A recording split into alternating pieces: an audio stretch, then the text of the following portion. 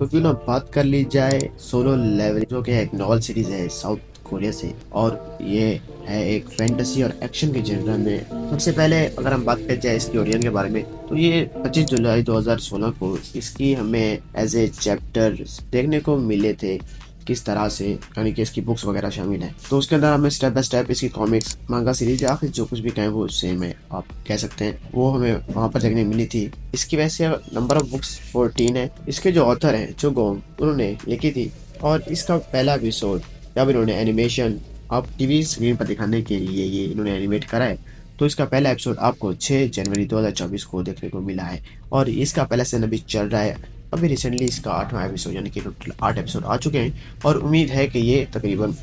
12 episode तक पहला season जाने वाला है। इसकी हम स्टोरी के पीछे जाएंगे, जहाँ हमें मेन हीरो एज संग जिनवू दिखाया गया है, जो कि एक मामूली सा ई रैंक हंटर है। वहाँ एक ऐसी दुनिया है जहाँ पर मुख्तलिफ पोर्टल्स खुले हुए हैं, जो कि 2 से 3 दुनियाओं को एक साथ मिलाते हैं, और इन्हीं में होते हैं खतरनाक मॉन्स्टर्स, मोनार्च, शैडोज और भी कई कई चीज़ें, जिनकी अपनी एक रैंक है, और उन्हीं रैंक के मुताबिक लोग, यानी कि हंटर जो उन्हें मार सकते हैं, वो जाते हैं और वहाँ लड़ते हैं। यानी कि अगर एक ई रैंक हंटर है तो वो कभी भी एक उससे अबव रैंक वाले मॉन्स्टर को कभी भी हरा नहीं पाएगा, और वहाँ पे जाके मर जाएगा। इसीलिए वो रैंक को देख कर ही जज करते हैं, लोगों को भेजते हैं कि जाओ और वहाँ पर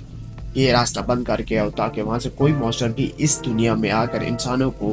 ख़त्म ना कर सके। वहीं हमें दिखाया जाता है मेन हीरो संग जिनवू पहले ही एपिसोड में, जो कि एक ई रैंक हंटर है, और वो अपनी टीम के साथ जाता है। सबसे लो रैंक इसी की होती है, वहाँ पे इसकी दोस्त मौजूद होती है जो कि एक बी रैंक हीलर है, और वो इसकी बहुत ही ज़्यादा हेल्प करती है इसको मरने से बचाने के लिए। और इनकी एक डंजन कंप्लीट हो जाती है, लेकिन तभी उन्हें दिखती है एक दूसरी डंजन, और लालच के गर्ज में वो निकल जाते हैं उस दूसरी डंजन में, और वहाँ उनका सामना होता है एक ऐसे खुदा से, जो कि उस डंजन का एक गॉड होता है, जो करवाता है इनसे अपनी तारीफ, अपनी पैरवी और कुर्बानी भी मांगता है। इसकी वजह से 9 में से सिर्फ और सिर्फ 5 लोग बचते हैं, और मेन यानी कि जिनवू एक ऐसा सैक्रिफाइस बर्दाश्त करके उसे इसके बदले में इनाम दिया जाता है, वो है दोबारा से अपने आप को बेहतर बनाने की एक उम्मीद। आप इस मूवी को अपने साथ रिलेट कर सकते हैं कि किस तरह से, या कोई भी एक ऐसा शख्स जो कि दबा पड़ा है एक सिस्टम के नीचे, उसके पास वो काबिलियत नहीं है कि वो जाके ऊपर हाई अचीवर बन सके, एक अच्छी कोशिश कर सके, और यहाँ पर वो मौका दिया जाता है कि अगर तुम नीचे हो तो तुम मेहनत करके कहीं भी जा सकते हो, कोशिश करो तो तुम्हें तुम्हारा फल ज़रूर मिल जाएगा। और यही चीज़ें यहाँ पर हमें देखने को मिलती हैं। संग जिनवू वहाँ से निकल आता है, टोटल 5 लोग बचते हैं। ऐसे इसे बहुत सारा खून भी वहाँ देखने को मिलता है, लेकिन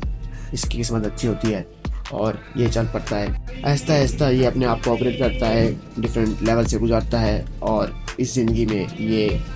डेली अपने टास्क मुकम्मल करता है, और उससे इसे मिलती हैं पावर्स, हीलिंग की रिसोर्सेज और भी बहुत कुछ। यही वजह है कि ये आगे जाके डी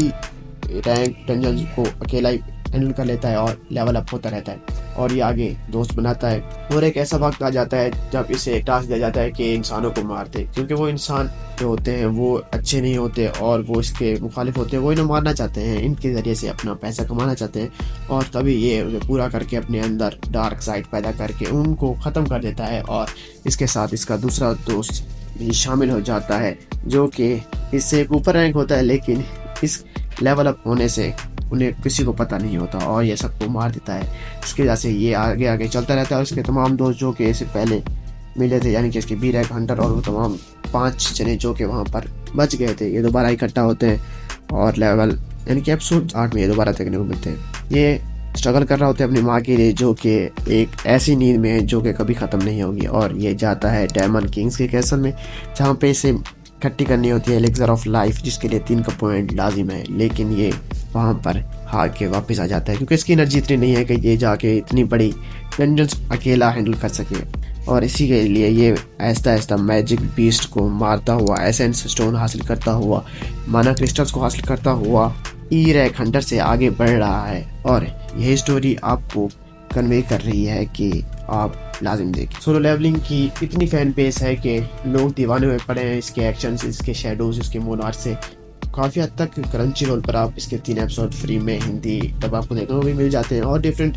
प्लेटफॉर्म पर इसके इंग्लिश सबटाइटल और हिंदी सबटाइटल भी आपको देखने को मिल रहे हैं। इसकी आगे की स्टोरी के बारे में तो हम इतना स्पॉइल नहीं कर सकते, लेकिन इसकी जो स्टोरी है वो आपको एक अच्छे ट्रैक के साथ लेके चल रही है और इंटरटेन कर रही है और एक ऐसा सस्पेंस क्रिएट कर रही है कि लोग बहुत सारे इसके चाहने वाले इसका इंतजार करते हैं कि कब इसका नया एपिसोड आएगा और देखेंगे कि ये किस रैंक हंटर से लड़ रहा है, क्या कर रहा है और क्या नहीं। इसने अभी तक यानी कि सी रैंक हंटर्स को मारा है और ऊपर से एक यानी कि एक पी रैंक असैसिन को भी मारा है, उसे हराया है। लेकिन इसके इस कारनामों को बचाने के लिए इसके जो दोस्त हैं वो अपने साथ ले लेते हैं कि हमने मारा है, क्योंकि इसकी रैंक होती है नीचे और ये अपने आप को एक्सपोज नहीं करना चाह रहा। इसी वजह से इसकी स्टोरी लाइन बिल्डअप होती जा रही है और हाइप भी क्रिएट हो रही है कि दोस्त किम कैंग जो इससे बच गए थे वो दोबारा से इकट्ठे हो गए और ये स्टोरी हमें आगे बहुत ही कनेक्ट करेगी, चाहे इसकी रिलेशन किसी के साथ हो चाहे ना हो। लेकिन जो ग्रूमिंग इसमें अभी देखने को मिली है, इसको एपिसोड 1 से और एपिसोड 7 तक आप देखें तो ये उसमें बहुत सारी तब्दीलियां हो चुकी हैं। उसका डर, उसकी फिजिक, उसकी पर्सनैलिटी, उसकी माइंड ऑफ थिंकिंग सब तब्दील हो चुका है। तो ऐसी स्टोरी और ये सब हाइप का तो एक ना पॉइंट बनता ही है, लेकिन क्या ये आगे तक इसी लेवल को लेके जा सकेंगे